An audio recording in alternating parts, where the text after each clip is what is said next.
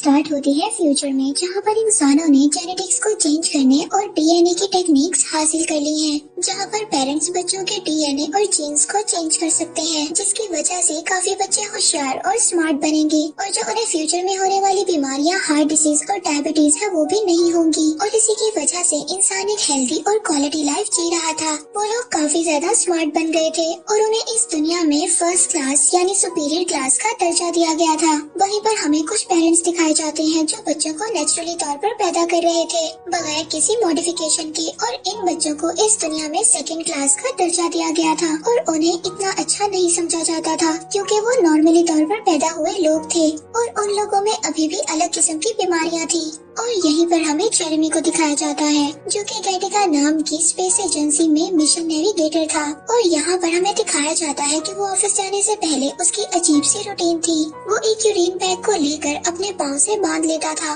फिर एक फेक किस्म की फिंगरप्रिंट की लेयर में खून को लगाकर उसको चिपका लेता था और इन सब चीजों के बाद वो ऑफिस जाता था और फिर वो घर आने से पहले भी अपने डेस्क और कीबोर्ड को बिल्कुल क्लीन करता था। और फिर एक दिन जेरेमी का बॉस उसको आकर बताता है कि टाइटन पर एक फ्लाइट जाने वाली है और जेरेमी उसमें एक फ्लाइट नेविगेटर रहेगा और इसमें उसे कुछ मेडिकल टेस्ट भी देने पड़ेंगे। बॉस के जाने के बाद जेरेमी डेड स्किन के सब्सटेंस कीबोर्ड पर डाल देता है और कुछ बाल अपनी कंघी में डालकर क्लिनिक निकल जाता है, जहाँ पर वो डॉक्टर लिमोज से मिलता है। डॉक्टर लिमोज उसको कहते हैं कि मेरा बेटा तुम्हें आइडलाइज करता है और हमेशा तुम्हारी तारीफ करता है, और दोनों में यहाँ पर बातचीत होती है। इसके बाद डॉक्टर उससे यूरिन सैंपल मांगता है और जेरेमी ने जो अपने पाँव में बैग को लगाया हुआ था उसमें से वो यूरिन सैंपल दे देता है। अब टेस्ट में यही आता है कि जेरेमी एक वैलिड इंडिविजुअल है, यानी कि सुपीरियर क्लास का आदमी। इसके बाद हम ऑफिस में आयरीन को देखते हैं जो कि जेरेमी की कोलीग थी। आयरीन जेरेमी को कांग्रेचुलेट करती है उसके नए मिशन के लिए। इसके बाद जेरेमी अपने डेस्क पर जाने लगता है। वहाँ पर उसको पता चलता है कि ऑफिस के मैनेजर का बुरी तरह से मर्डर हो गया है।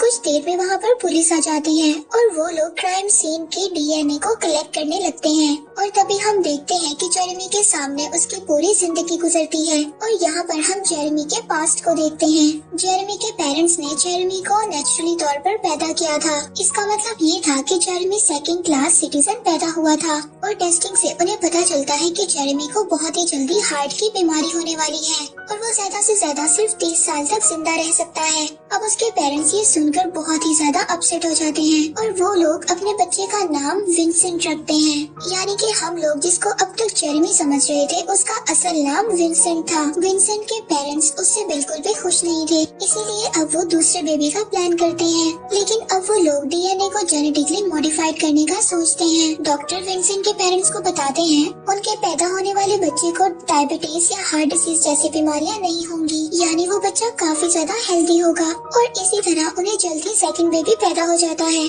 जिसका नाम था एंटॉन। और अब एंटॉन का डीएनए अल्टर करने की वजह से वो विंसेंट से ज्यादा इंटेलिजेंट था। एंटॉन विंसेंट से छोटा होने के बावजूद वो बहुत जल्दी ग्रो कर रहा था और अब उसके पेरेंट्स भी एंटॉन को बहुत ज्यादा पसंद करते थे। और अब विंसेंट, एंटॉन और अपने पेरेंट्स से गुस्सा होने लगता है। विंसेंट को बचपन ही से स्पेस और स्पेस ट्रेवल में बहुत ज्यादा दिलचस्पी थी और वो एस्ट्रोनॉट बनना चाहता था, लेकिन विंसेंट के पेरेंट्स उसको एस्ट्रोनॉट बनने से मना करते हैं क्योंकि वो 30 साल में ही मर जाएगा। विंसेंट अपने पेरेंट्स के मना करने के बावजूद वो एस्ट्रोनॉट का टेस्ट देने जाता है, लेकिन अपने सेकंड क्लास सिटीजन होने की वजह से वो बेचारा फेल हो जाता है और अब उसकी फैमिली भी उसको डिस्करेज करती है। इस वजह से विंसेंट बहुत ही ज्यादा अपसेट हो गया था और एक दिन दोनों भाई स्विमिंग की रेस लगाते हैं और एंटॉन अक्सर ऐसी रेसेस में जीत जाया करता था, लेकिन विंसेंट इस बात को सोचता है कि वो हमेशा ऐसे हार नहीं सकता और इसी जिद में वो स्विंग करने लगता है और बहुत जल्दी वो एंटॉन से बहुत ज्यादा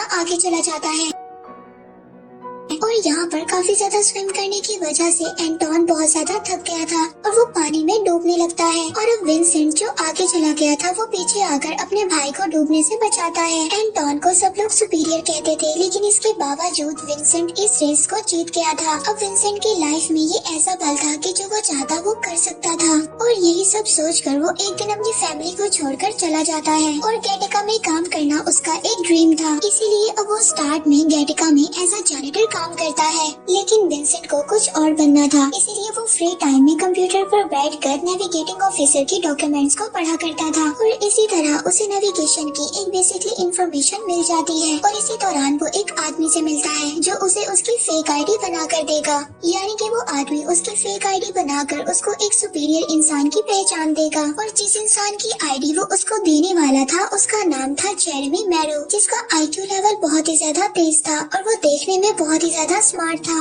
और जेरेमी में सुपीरियर स्ट्रेंथ थी, यानी कि वो फर्स्ट क्लास सिटीजन था और वो अब चल नहीं सकता था, इसीलिए उसे उसकी जॉब से निकाल दिया गया था। इसीलिए जेरेमी को अपनी पहचान को बेचना था और उसकी पहचान को विंसेंट खरीद लेता है, यानी कि अब विंसेंट एक सुपीरियर इंसान बनकर यानी कि जेरेमी बनकर गेटका में काम कर सकता था, लेकिन उसके बदले वो जेरेमी को हर महीने कुछ पैसे देगा और अपनी पहचान बदलने के लिए विंसेंट को हमेशा कॉन्टेक्ट लेंस पहनने पड़ेंगे, क्योंकि जेरेमी की आंखों का कलर विंसेंट की आंखों से कुछ अलग था और अब विंसेंट अपना हेयर स्टाइल भी बिल्कुल जेरेमी की तरह करता है और तो और उसके पाँव की सर्जरी भी की जाती है। अब विंसेंट बिल्कुल जेरेमी की तरह दिखने लगता है और फिर एक दिन विंसेंट गेटेका स्पेस एजेंसी में जाकर अप्लाई करता है और टेस्टिंग के दौरान वो जेरेमी का ब्लड सैंपल देता है और वो टेस्ट पास कर लेता है और नेविगेटिंग ऑफिसर बन जाता है। और अब विंसेंट की रोजाना अलग सी रूटीन थी, वो रोजाना क्लीन शेव करता था और अपनी स्किन से कुछ डेड स्किन को अलग करता था और फिर से हम प्रेजेंट में देखते हैं कि विंसेंट खड़ा पुलिस को देख रहा था और पुलिस हर जगह डीएनए को स्कैन करने लगती है ताकि कहीं पर कोई भी उन्हें सबूत मिल सके। तभी पुलिस को विंसेंट का एक बाल मिल जाता है, लेकिन विंसेंट इस बात से अनजान था क्योंकि वो पूरे कॉन्फिडेंस में था कि वो कभी भी पकड़ा नहीं जाएगा और वो जल्दी टाइटन के लिए जाने वाला था। और इसी दौरान आयरन जो उसकी कुलीग थी उसको भी उसका बिहेवियर कुछ अजीब लगता है। आयरन एक दिन विंसेंट की कॉम को चुराती है और उसमें लगे बाल को टेस्ट करने लगती है, लेकिन विंसेंट काफी ज्यादा चालाक था, उसने ऑलरेडी वहाँ पर जेरेमी का बाल ही रखा हुआ था और अब इसीलिए आयरन को भी टेस्ट में जेरेमी का रिकॉर्ड आता है। और दूसरी तरफ विंसेंट और जेरेमी भी बहुत अच्छे दोस्त बन गए थे और दूसरी तरफ पुलिस जब सब चीजों का टेस्ट करती है तो वहाँ पर उन्हें पता चलता है कि विंसेंट नाम का आदमी जो कि इनवैलिड है और वो एक सेकंड क्लास सिटीजन है, वो यहाँ पर काम करता है जो सालों पहले यहाँ पर एक जेनिटर का काम किया करता था। और इसी तरह पुलिस विंसेंट के पीछे लग जाती है और फिर एक दिन आयरन विंसेंट से मिलती है और वो उसको बताती है कि उसने एक दिन उसके बाल का टेस्ट किया था और वो उसको इस बात के लिए सॉरी बोलती है और वहीं पर वो उसको बताती है कि उसके जीन्स भी उसके पेरेंट्स ने चेंज करवा दिए थे, लेकिन उसके बावजूद भी उसको हार्ट अटैक का रिस्क है और जिसकी वजह से वो कभी भी स्पेस मिशन में नहीं जा सकती। और फिर आयरन और विंसेंट एक डिनर पर जाते हैं और जाते हुए वहाँ पर एक चेक पॉइंट आता है। वहीं पर पुलिस लोगों की आंखों को चेक कर रही थी कि किसी ने कॉन्टेक्ट लेंस तो नहीं पहने और ये देखकर विंसेंट समझ जाता है और अपने कॉन्टेक्ट लेंस को निकाल देता है और पुलिस उसको चेक करती है और उन्हें कुछ भी प्रूफ नहीं मिलता। इसके बाद वो दोनों आगे निकल जाते हैं, लेकिन विंसेंट को चश्मा लगा हुआ था और उसको लेंस निकालने के बाद कुछ भी सही से नजर नहीं आ रहा था। तभी आयरन उसको एक जगह पर लेकर जाती है जहाँ पर दोनों सनराइज को देखते हैं और इसी दौरान आयरन भी इस बात को नोटिस करती है कि विंसेंट की आंखों का कलर कुछ अलग है। और दूसरी तरफ पुलिस को ये बात कंफर्म हो जाती है कि विंसेंट जो एक जेनिटर का काम करता था वो अब गेटेका में एज ऑफिसर काम कर रहा है।